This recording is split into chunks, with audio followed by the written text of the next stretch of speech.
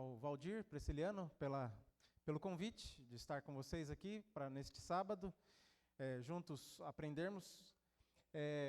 Obrigado mesmo, viu, Baiano? Obrigado mesmo. Ainda mais que fiquei sabendo que semana que vem que é o Junta Panela. Valeu.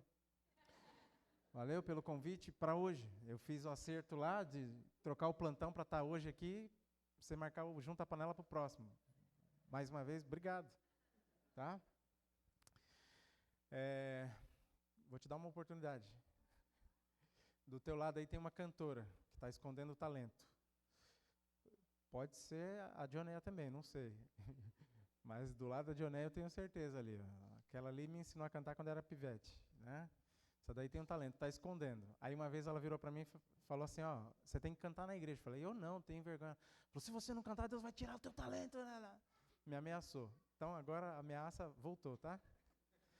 Então, sábado que vem aí, ó, se a agenda tiver oportunidade, quem sabe, aí ela pode me trazer, pelo menos para acompanhar ela. Nada a ver com Junta Panela, só para acompanhar ela, tá? Trouxe reforço hoje, trouxe reforço aí para me acompanhar. Essa que eu já apresentei ali, a minha mãe, esteve no sábado passado com vocês, está este, e quem sabe no próximo, cantando. Minha esposa, do lado ali também, a Camila, não é? E eu trouxe um guarda-costas. Fique em pé aí, guarda-costas, por favor. O Gabriel, antigo tijolinho, atual parede inteira, né? Rapaz, o menino está maior que eu agora, né? Quem viu daquele tamanho não sabe que é o mesmo, mas está aí. É o mesmo. O Gabriel Jaquibales está aí com a gente. Obrigado por aceitar o convite. Gabriel está com a gente, né? Quem sabe chama a gente para o sábado que vem de novo, né? Vai que pega. Você só vai embora no dia 30, né? Que fecha as aulas, tem tempo aí também, né? Amigos, eu vou seguir uma linha que o livro Evangelismo nos aconselha. Eu gosto muito de, estudando meu devocional ali, vou fazendo algumas marcações, tal, aí algum tema me desperta a curiosidade, aí eu aprofundo no estudo, vou atrás de comentários, tal, e assim vão nascendo os sermões. Mas o livro Evangelismo pede para que a gente faça menos sermão e mais ensino, porque o ensinar traria maior aproveitamento. Então, a minha ideia é usar os recursos que a gente tem, o visual aqui, vou colocar o PowerPoint, e nós vamos trabalhar um tema que é essencial para a nossa vida, que é o tema da oração, tá bom? Então, já tivemos a música nos preparando, o louvor aqui, os momentos de oração, e agora nós vamos estudar um pouquinho. Qual é o propósito da mensagem de hoje? O propósito é levar você a orar mais e por mais tempo. Tá bom? Então, estou deixando claro o propósito desde o comecinho aqui. Qual é o propósito mesmo? São 2 propósitos, né? Então, quais são os propósitos? E por mais tempo, tá bom? Então, nós vamos trabalhar alguns modelos de oração, alguns exemplos, algumas explicações, de uma forma didática, para a gente compreender e chegar nos propósitos que a gente está apresentando, tá? Então, primeiramente, vamos fazer mais uma oração de invocação, pedindo para o Espírito nos abrir o entendimento e nos levar a praticar o que a gente vai aprender, tá bom? Então, curva sua fronte e vamos falar com Deus. Senhor, vamos falar a respeito da oração. Ela é tão essencial para a gente e a gente precisa orar mais e por mais tempo. Por isso, pedimos que nesse momento o Teu Espírito Santo esteja conosco, nos abrindo a mente, o entendimento e nos motivando a fazer o que a Tua palavra nos ensina. Em nome de Jesus. Amém. Vamos lá, então? Para a gente contextualizar a questão da oração, queria lembrar quais são as necessidades humanas. O ser humano consegue ficar até 50 dias sem colocar 1 grão de alimento na boca e sobrevive. 50 dias sem comer e ele consegue, num processo natural ali, as células vão se devorando uma a outra, né, e o ser humano vai sobrevivendo. O corpo foi projetado para aguentar até este período, tá? Sem a água, a gente consegue de 3 a 5 dias. Nosso corpo ele é composto por água, o cérebro principalmente, mais 70% água. Para a gente poder sobreviver, aguentamos até 3 ou 5 dias, dependendo da tua resistência, sem uma gotinha de água. Mas sem o oxigênio, a gente consegue ficar até no máximo 4 minutos. Se passar de 4 minutos, a chance de sobreviver é mínima e com graves sequelas.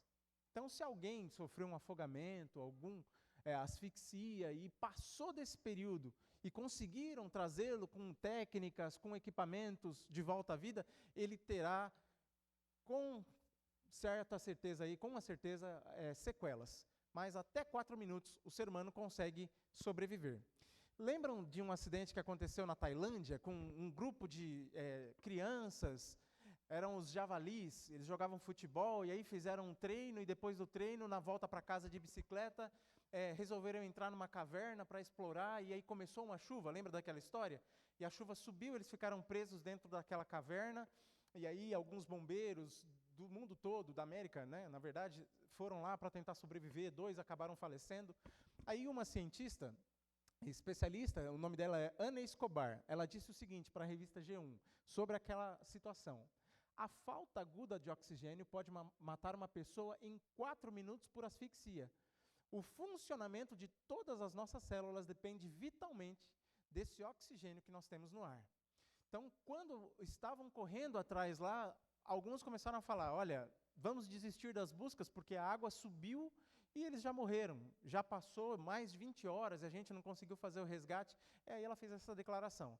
Mas, pela graça de Deus, eles acharam lá um ponto que era mais alto dentro da caverna e conseguiram escapar. Então, as mortes, naquele caso, foram apenas dos bombeiros que buscavam resgatar, mas as crianças foram todas resgatadas aí, não é?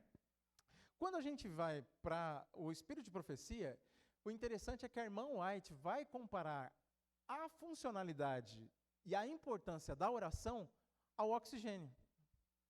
A oração é a respiração da alma. Quer que tua alma viva? É necessário oração. Até depois tem algumas citações dela mais para frente que a gente vai lembrar isso. Olha lá. Além dela ser a respiração da alma, ela é o segredo do poder espiritual. Quer ter poder? Ore. Nenhum outro meio de graça pode substituir de modo que a saúde da alma seja conservada. A oração coloca a pessoa em contato imediato com a fonte da vida. Quer viver?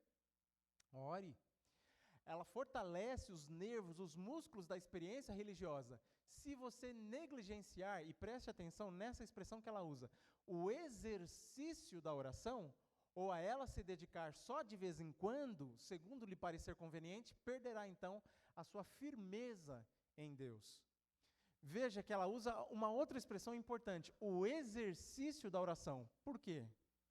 Porque a oração exige disciplina. A gente vai aprofundar um pouquinho nesse conceito mais para frente, né? Então vamos lá, por que orar? Como é que a gente vai orar?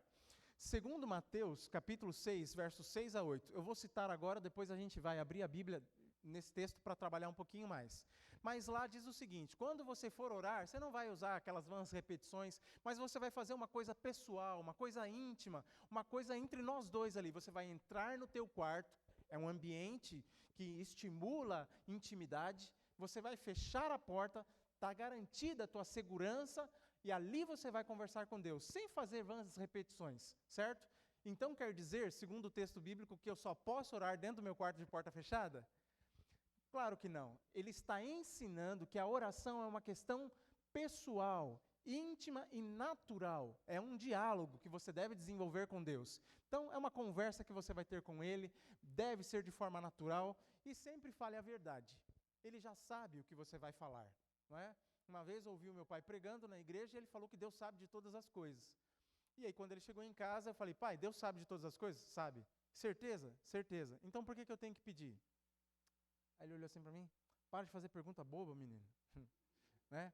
Eu acho que eu peguei ele de surpresa, não soube dar a resposta lá. Mas, para mim, a resposta é mais fácil do que a pergunta. Temos pais aqui. O filho chega para ti com aquele olhão, tu já sabe o que ele quer, não é? Tu ainda não é pai não, mas vai ser, em breve, eu vou profetizar. Calma. Esse menino jogava bola com a gente quase toda semana lá, aí casou, né? Agora tá lavando louça toda semana, parabéns, viu? Tô orgulhoso, bom menino, bom menino. O pai quer ouvir a voz do filho, ele já sabe o que vai pedir. mas Ele quer ouvir. Deus quer ouvir você falar. E a gente vai ver que a oração, o benefício não é para Deus, o benefício é para quem pede. O benefício é para quem está conversando com Ele. Então Ele quer ouvir a tua voz. Às vezes Ele pergunta o óbvio, o que queres que eu te faça? Porque Ele quer que você processe, tua cognição, tua fala, você ouvir o que você está falando, te faz pensar, te faz entender melhor, não é? E qual é a posição, então, correta para a oração? Existem alguns textos da Bíblia aqui, não vamos ler, mas você pode fotografar, anotar, como eu disse, é um ensino aqui, é uma conversa que a gente está fazendo, e você pode conferir texto por texto aqui. Você vai ver que a Bíblia te estimula a, de uma forma humilde, se achegar diante de Deus, se prostrar diante dEle, para abrir o seu coração. Então, a forma que a Bíblia ensina humilde é de joelhos, sempre que possível. Faça as orações de joelhos, diz a irmã White. Esse ato testifica, então, para toda a alma, corpo e espírito, que está sujeito ao Espírito da verdade. Você está mostrando para si mesmo e para os outros que você, de uma forma humilde, está reconhecendo quem Ele é, quando você se prostra de joelhos. É uma posição de humildade, certo? Então, sempre que possível. Mas é só de joelhos que a gente deve orar? Olha aí, Gabriel. Diz o seguinte, nem sempre é necessário colocar-vos sobre os vossos joelhos a fim de orar. Cultivar o hábito de falar com o Salvador enquanto você está ocupado, na lida diária. Chegou ali na hora de fazer a prova, você não vai ajoelhar na prova, Senhor, dentro da sala de aula, me ajuda a lembrar daquela fórmula de matemática. Não, você, na sua rotina, vai elevar os seus pensamentos a Deus e vai conversar com Ele, certo? Algumas dicas a mais aí que nós recebemos do Espírito de Profecia, da forma para orar. Feche os seus olhos. Em breve, oraremos de olhos abertos, olhando para Ele como Ele é. Mas, por enquanto, para a gente conseguir elevar a nossa mente, o nosso espírito, para conectar com Ele, feche os seus olhos, aumenta a tua concentração. Quando você esquece de alguma coisa, você quer lembrar, como é que era mesmo? Você já fecha os olhos para poder lembrar e concentrar. A oração exige, lembra que ela é um exercício? Ela exige concentração. Inclusive, quando você estiver orando, se o seu pensamento divaga, comece a orar em voz alta. Mas pastor, quando eu estou orando em voz alta, estou confessando meus pecados, será que o diabo não vai ouvir? O diabo não, mas o vizinho pode, tá? Então, cuidado com o vizinho, mas com o diabo, lembra, aonde a luz está, as trevas não habitam. Quando você começa a orar em voz alta, o diabo não chega perto. Mas ele vai saber, meu pecado vai querer jogar na minha... Ele sabe já, foi ele que te levou desde o começo ao pecado, ou o teu próprio desejo. Mas quando você começa a fazer a oração, você é cercado de anjos. Nós vamos ver aqui para frente quem se envolve na nossa oração. E você vai ver que o céu se envolve, mas Satanás não. Ele é afugentado. Então, ore em voz alta para você se ouvir e concentrar também, certo? Então, sugestões aqui. Concentre-se em cada palavra que você vai falar. Você está falando com um ser elevado, o mais poderoso de todo o universo. Nas orações públicas, a irmã White diz, elas devem ser feitas de uma forma curta.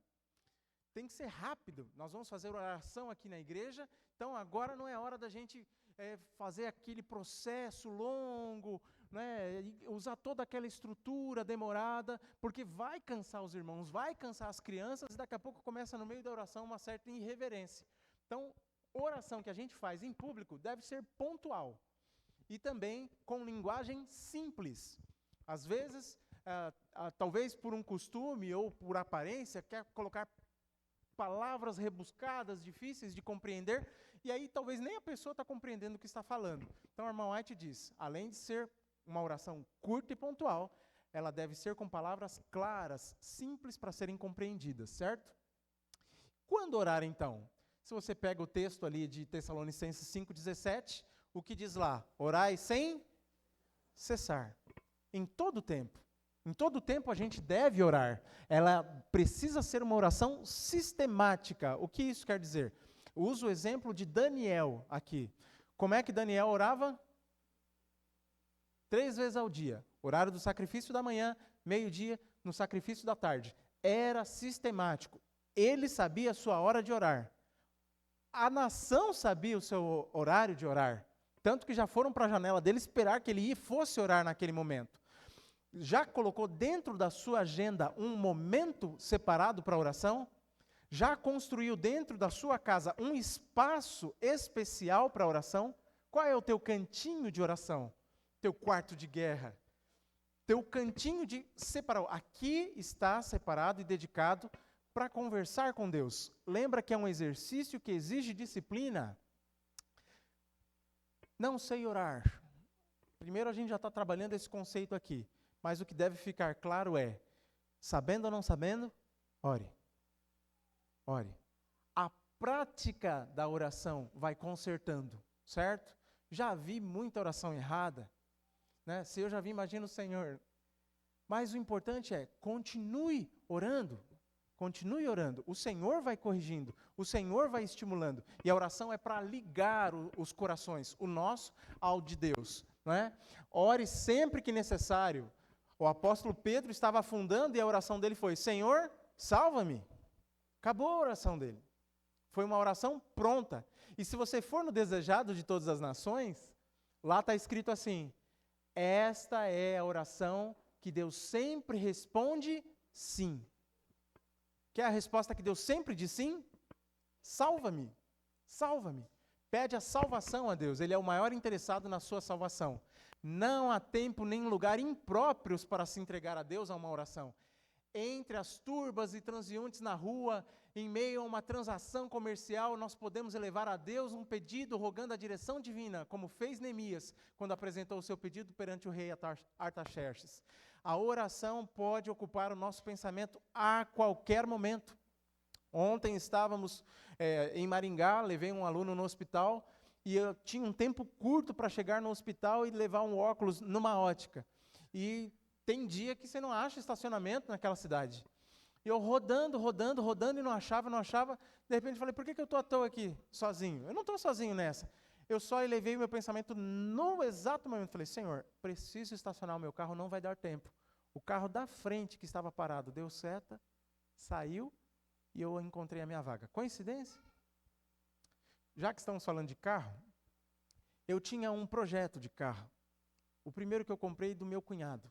Não faça isso. Era um Peugeot. Um Peugeot 206, 2002. Olha, misericórdia.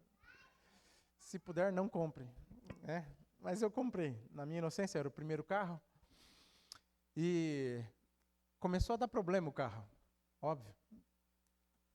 Primeira vez que eu fui consertar, 2.000. Eu, comportor, estudante, como é que eu vou ficar consertando o carro, pagando faculdade, recém-casado?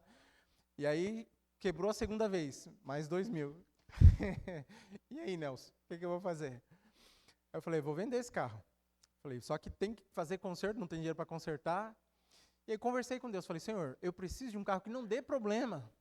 Eu estou comportando aqui, tenho que estudar, tem tanta conta para pagar. O que eu vou fazer? E aí levei os comportores na cidade, estava em Blumenau, levei em Indaial, e sempre ia por dentro ali, naquele bairro Encano, a Estrada Velha, porque é mais rápido, né? Por dentro. Mas dessa vez eu voltei pela pista.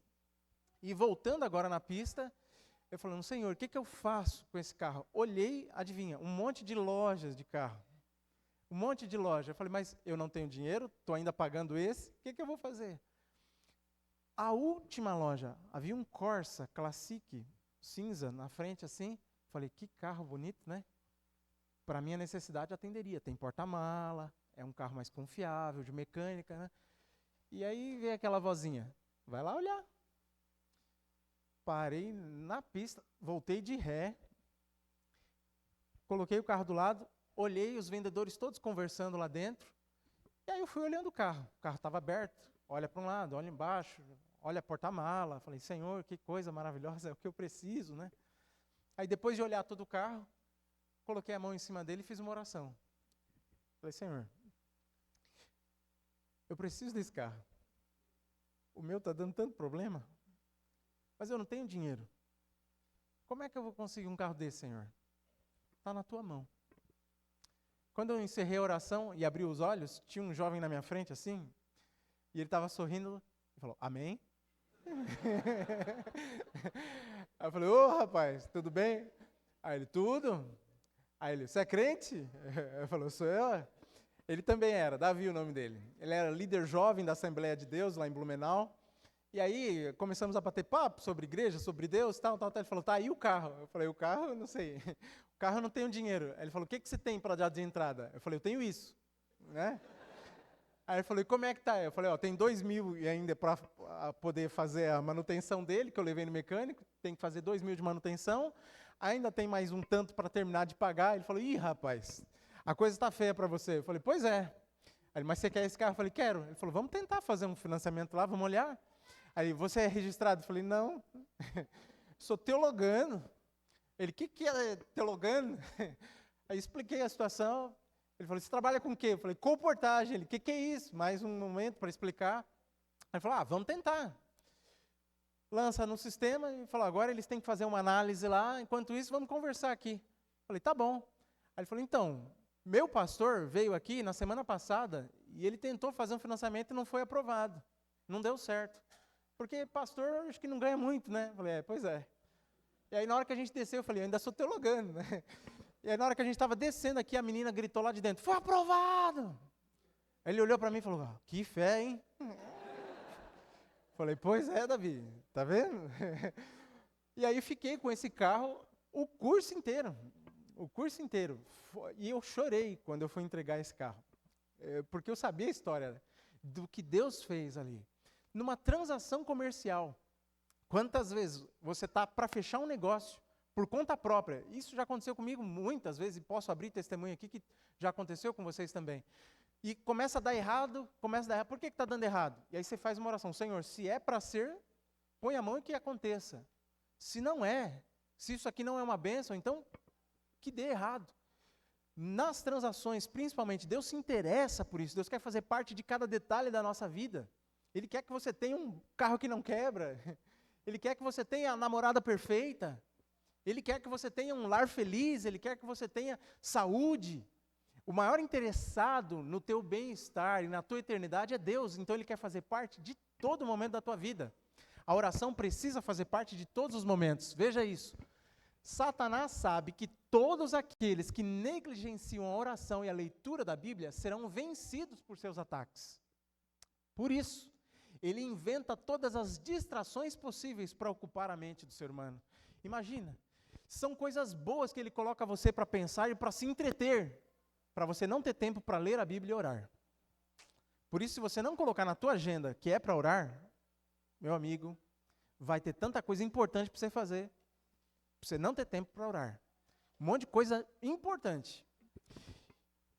Qual é a nossa garantia aqui? Será que a gente está garantido sem oração? Vê o que a irmã White fala. Ninguém está seguro por um dia ou mesmo uma hora sem oração. E eu peguei do novo, né? A versão, a linguagem está maravilhosa aí para compreender. Os Resgatados. É o livro Grande Conflito, numa linguagem agora mais moderna, não é? E assim está determinado pela irmã, pelo Espírito de Profecia, Deus usando a irmã White, né, para nos alertar sobre a importância da oração. Vou apresentar a vocês agora uma estrutura de oração. Como é que eu devo orar? Como é que eu posso falar com Deus? Como é que eu vou gastar mais tempo nessa oração? Pesquisem, gente. Eu vou mostrar esse modo ACAS e vou trabalhar com vocês a oração do Pai Nosso hoje, mas existe também a oração do santuário, existem outras estruturas de oração que a gente pode, tirando da Bíblia, aprender, certo? Então, repete comigo, ACAS. ACAS é um acróstico que cada letra tem um significado, e essa é a sequência que nós podemos utilizar para a oração. A significa adoração. A gente vai começar a nossa oração pela adoração. Adoração é reconhecer quem Deus é, certo? Então, quem é Deus? Vamos lembrar aqui do salmista Davi. Davi é um homem segundo o coração de Deus, que fez tanta coisa errada, mas que tudo que ele queria era amar a Deus, agradar a Deus, se esforçava por isso, e você vê ele ganhando o coração de Deus na base do elogio. Ele era um puxa-saco. Pega aí os Salmos. Tivemos músicas aqui dos Salmos. Olha como ele, aquele que habita no esconderijo do Altíssimo, à sombra do Onipotente descansará. Direi ao Senhor, Tu és o meu guia, a minha força. Veja como ele elogia a Deus, como ele está ganhando o coração de Deus. O Senhor é o meu pastor e nada vai me faltar. Está aqui a estrutura para você ser feliz. Quantos estão solteiros aqui? Tá. Hashtag pega a dica, irmão. Abre o olho. A Bíblia dá a fórmula para você não ser mais solteiro. Para você ganhar o coração do outro. E para você que é casado, lembra dessa fórmula, tá bom? E aí, hoje você vai me agradecer. Comece pelo elogio. A Bíblia já dizia isso. Comece pelo elogio. Faça um elogio sincero. Chega na garota, a loira dos seus sonhos, ela mesma. Então, chega nela e na conversa, nos primeiros minutos, elogie. O elogio abre o coração do outro, certo? Olha a oração que começa pelo elogio. Adoração, Senhor, Tu és o meu Deus. Não existe ninguém além de Ti. O Senhor é maravilhoso, é meu Pai. O Senhor é o Criador de todas as coisas. Quão belo é o Senhor. Como são maravilhosas as coisas que o Senhor faz. É assim que se começa uma oração e é assim que se começa um relacionamento. Depois da adoração vem a confissão. Você reconheceu quem é Deus, agora reconheça quem você é. Confesse, Senhor, quanto a mim, pecador eu sou. Confesse ao Senhor. As nossas orações precisam ser interpretadas pelo Espírito Santo, intercedidas pelo sangue de Cristo, para que chegue ao trono da graça. Por isso, passo número 2 da oração é a confissão. Confesse a Deus os seus pecados, se arrependa e peça perdão. Terceiro passo, o C, é o agradecimento.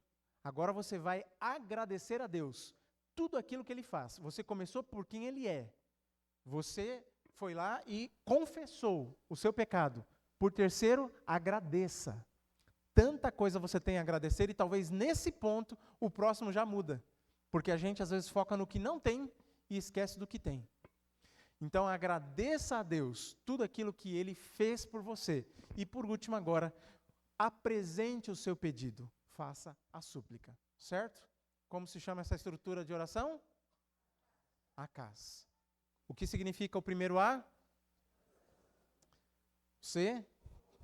O S? E o S? Isso, eu inverti o A e o S. Isso. Essa é uma estrutura de oração, certo?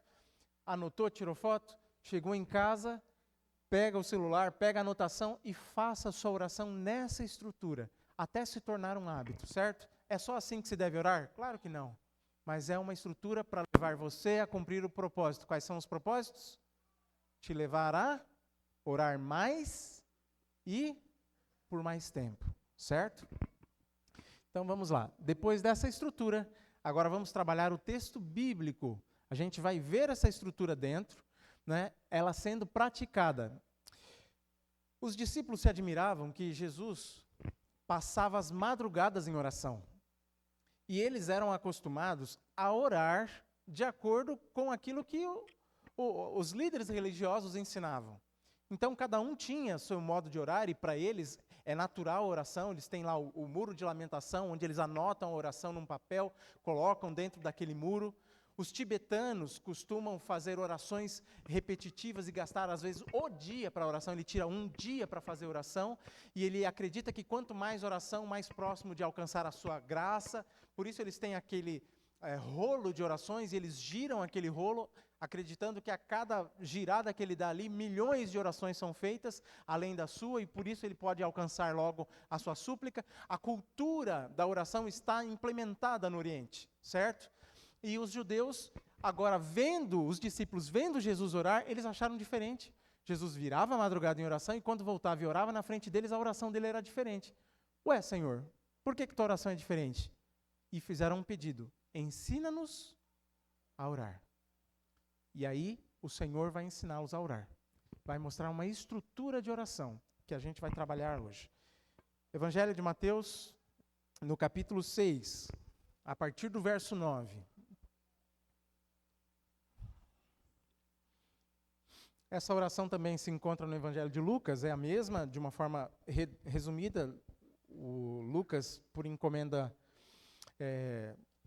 do excelentíssimo Teófilo, vai fazer a pesquisa, né, e vai acabar escrevendo partes dessa oração também no capítulo 11, se não estou enganado. Tá?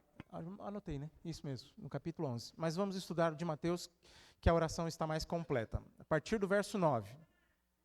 Portanto, orem assim. E vamos trabalhando as partes. Pai Nosso. Primeira coisa que Jesus ensina.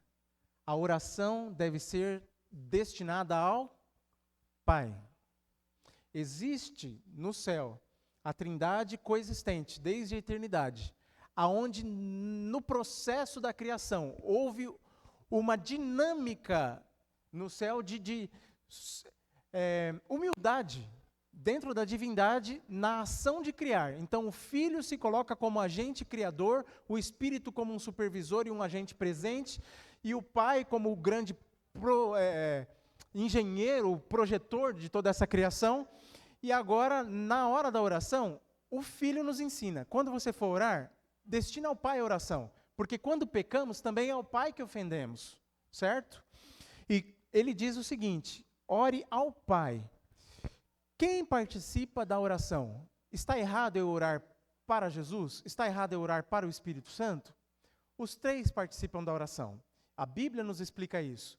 Ore ao Pai, peça em nome do Filho, e o Espírito, com gemidos inexprimíveis, traduzirá essa oração e levará ao Pai. Mas quem é que leva essa oração?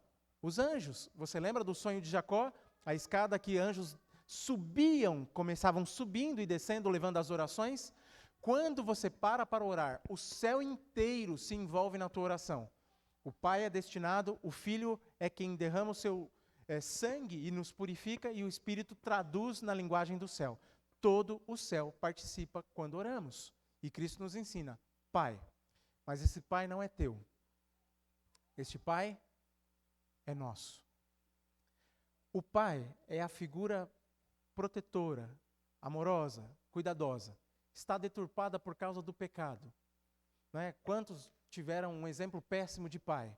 Tanto que depois ele vai falar que estás nos céus, porque esse Pai não é igual ao Pai terreno. Ele é o Pai perfeito. É aquele sublime, exaltado, que existe no céu, que nunca erra. Mas esse Pai também não é só seu, ele é nosso. Em toda a Bíblia, de Gênesis a Apocalipse, você verá o espírito da coletividade, o espírito da irmandade reinar. Quando nós oramos, nós estamos falando ao Pai, mas lembrando que eu não sou superior ao meu irmão. Eu sou igual. Eu sou co-herdeiro e igual ao meu irmão. Então eu não devo pedir a mim, e você não virá o mim ou eu durante essa oração. É sempre nós, nosso. Pai nosso, que estás nos céus. Santificado seja o teu nome. Ele já é santo. Então por que ele diz, santificado seja o teu nome? Porque ele está lembrando que a santificação é a semelhança que eu desenvolvo com Deus. Santificado é que vejam em mim quão santo o Senhor é. Como o Senhor é meu Pai e eu sou seu filho, agora eu vou me parecer contigo. Que vejam em mim a santidade. Pai nosso, que estás no céu, santificado seja o teu nome. A estrutura do Pai Nosso é dividida em 2 blocos. Né? O primeiro bloco, ele vai se referir a Deus, e o segundo bloco vai se referir às minhas necessidades, certo? Então, o primeiro pedido que ele faz a Deus é a santificação. Santificado seja o teu nome. O segundo pedido que ele faz, seja feita, venha o teu reino. Orar pela missão. Quantas vezes a gente ora por muita coisa e esquece de orar pela missão? Venha o teu reino. Nosso propósito de estar aqui é apressar o reino dele. Que esse reino se cumpra. Ele já veio na pessoa de Jesus Cristo, se manifestou entre nós, mas não está concretizado porque ele ainda não voltou. Mas quando ele voltar, se cumprirá este reino de uma forma eterna. Venha o teu reino e seja feita a tua vontade. O céu, assim na terra como no céu. O céu já compreendeu que a vontade de Deus é perfeita e lá a sua vontade é soberana. Mas sobre nós, que ainda habitamos num mundo de pecado, que ainda duvidamos dessa vontade, queremos fazer a nossa ou a de outros acima da vontade de Deus. Quando reconhecermos e entendermos que Deus não é um Deus passivo em relação à nossa vontade, que Ele está aqui apenas para atender o que a gente deseja, mas que Ele tem um plano para nós. Você já parou para pensar que esse plano de Deus nós atrapalhamos? Ele tem um plano para você. Ele tem um plano pessoal e particular para a tua vida. Que seja feito este plano em minha vida. como no céu todos cumprem a tua vontade, que eu também cumpra. Eu serei feliz, serei melhor dessa forma. Aí encerra o primeiro bloco. Então, o primeiro bloco que está me referindo a Deus é a santidade, santificado seja o teu nome. O segundo, venha ao teu reino, o cumprimento da missão. E o terceiro, cumpra-se a sua vontade. E agora vem a segunda parte, que são 3 pedidos também de nossa necessidade, que são os 3 P's: pão, perdão, proteção. E ele começa dizendo, no verso 11, o pão nosso. Novamente, este pão não é meu. Eu não devo pedir apenas para mim. Eu devo pedir para a minha família na terra. O pão nosso de cada dia. E quando ele fala pão, ele poderia ter pedido muitas outras coisas, não é? A promessa de Deus é que, como disse o salmista, fui moço, agora sou velho, mas nunca vi o justo mendigar o pão. Porque o pão é a comida universal. Em qualquer nação você vai encontrar o pão, que é o alimento mais básico. O que Deus nos promete é o básico da manutenção da tua vida. Isso está prometido. Pode cobrar dele, o pão te será dado. O que vier além do pão é graça. Se você tem uma manteiga para passar no pão, se você tem um pudim, é graça. É graça. O que ele promete é o pão, e ele vai cumprir. E esse pão deve ser nosso. Sempre que possível, compartilhe o pão. Compartilhe o pão. E esse pão ainda nos ensina na necessidade que nós temos da dependência de Deus. Não diz para eu ter o pão pela semana, não diz para eu ter o pão pelo mês, diz o pão nosso de cada dia. Cada dia. A dependência de Deus.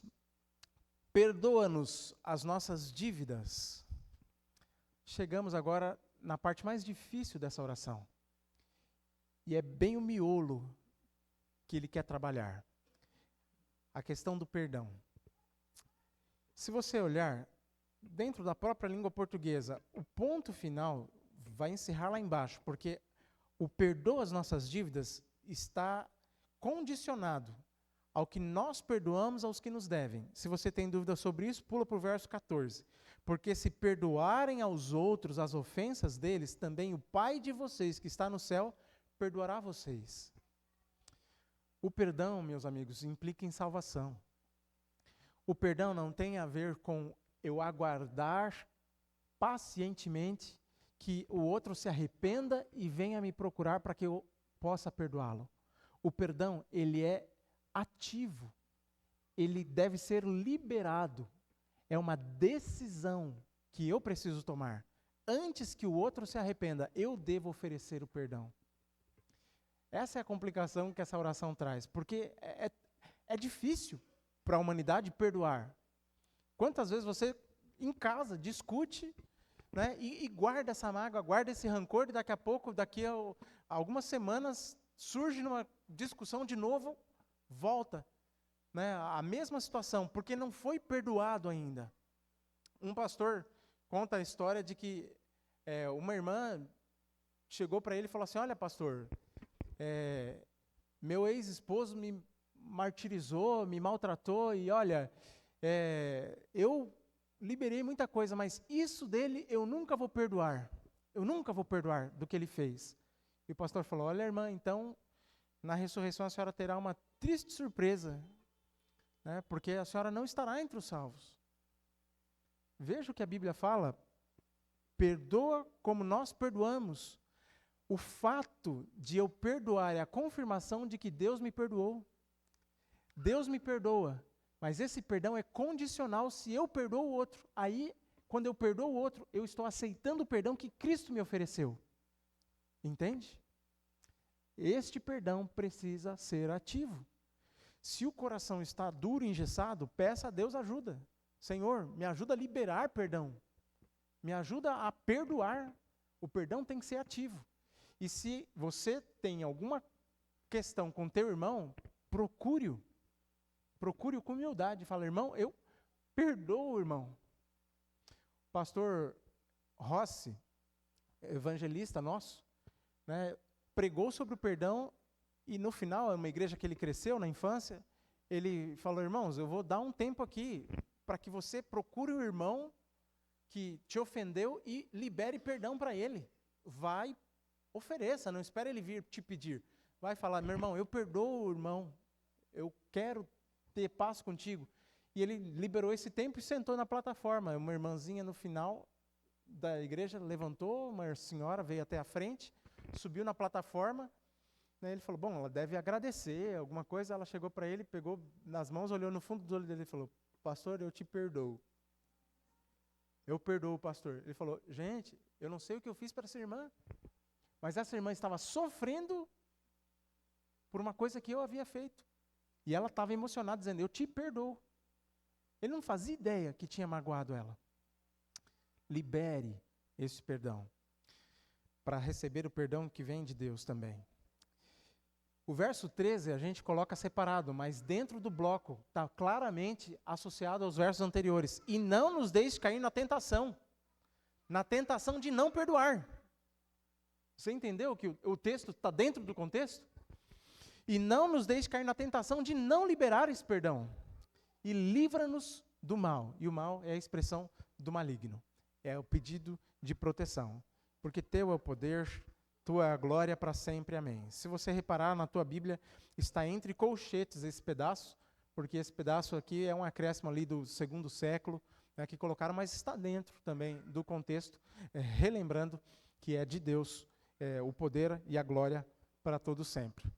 Amigos, esta oração, nós podemos fazê-la de forma sistemática. Vamos reunir aqui para jogar um futebol, dar a mão aqui, Pai nosso que estás no céu, santificado. Não é? Mas quando Cristo nos ensinou aos discípulos e a nós sobre a oração, Ele estava nos dando a estrutura de oração. Como é que eu devo orar? Então hoje, quando você pegar lá no teu espacinho, do lado da cama, na sala, o lugar que você gosta de orar, né, e for separar esse momento para orar, eu queria fazer com você esse exercício aqui. Vai orando o Pai Nosso, traduzindo para o teu jeito. Pai Nosso, oração para o Pai. E eu tenho aqui a casa, adoração. Pai, o Senhor é bom, o Senhor é maravilhoso, o Senhor me mandou frio, o Senhor é um Deus belo, um Deus bendito, né? Então, faça essa oração na estrutura. Quando Jesus ensinou os discípulos a orar, a vida dos discípulos mudaram. Agora eles compreenderam. Não se trata de uma proforma, mas se trata de um relacionamento. Então, amigos, eu proponho a vocês a oração do Pai Nosso.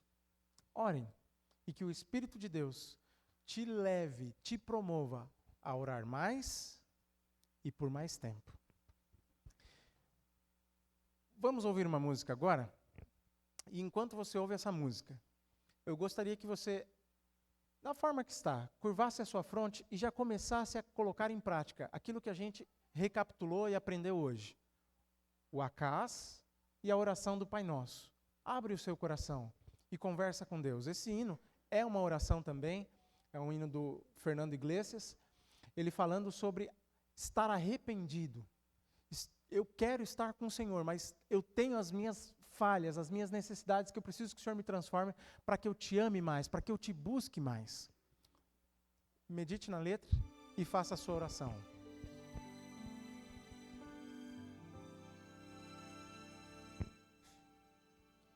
Hoje é um dia tão comum e tão normal.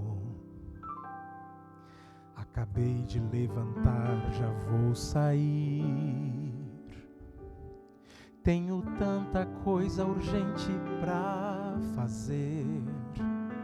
De repente, sem nenhuma explicação, eu senti uma saudade de Jesus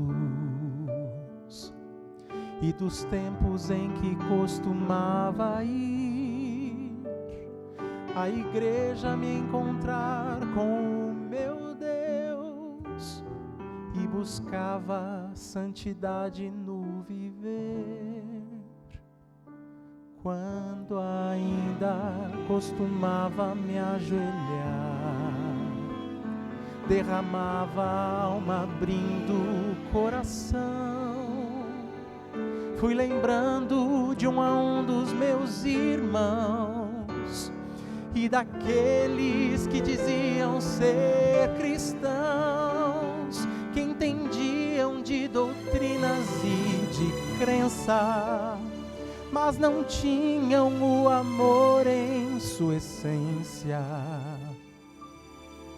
Muito tempo se passou e estou aqui, me arrastando e tentando prosseguir,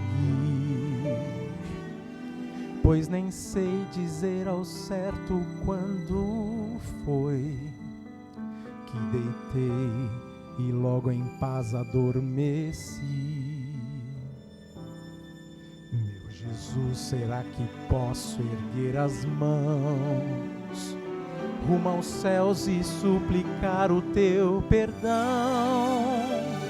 Se tu vês em mim alguém que tem valor, estou indo ao teu encontro, meu Senhor, e te faço um pedido nesta hora.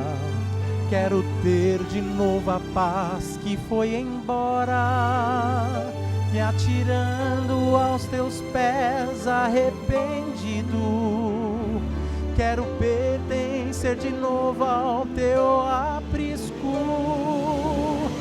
Pai, tem visto minhas lágrimas. Pai, tem visto minhas falhas. Pai, o que eu mais desejo é receber o teu perdão.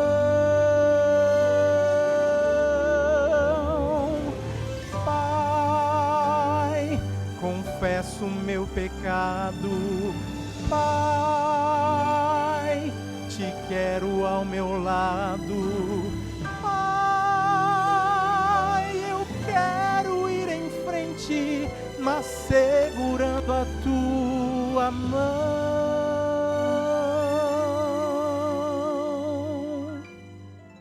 Pai, aceita este impuro coração que anela receber tua unção e descansar à sombra do teu grande amor.